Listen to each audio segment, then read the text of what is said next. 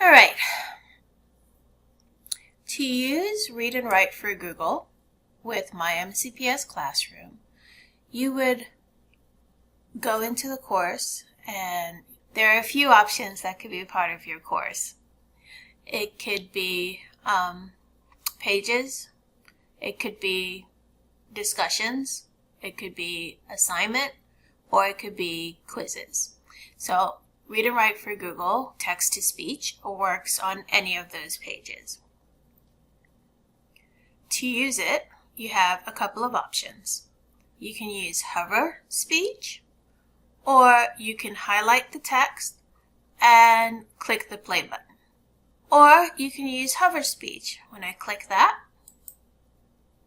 anywhere I hover my mouse. Getting started with myMCPS Classroom. To date, March 16th at 11:59 p.m.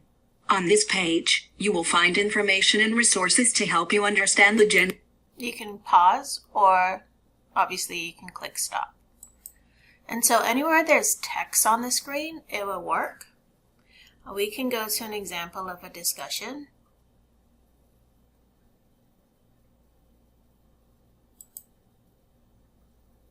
Let's say they had to read the text on this page.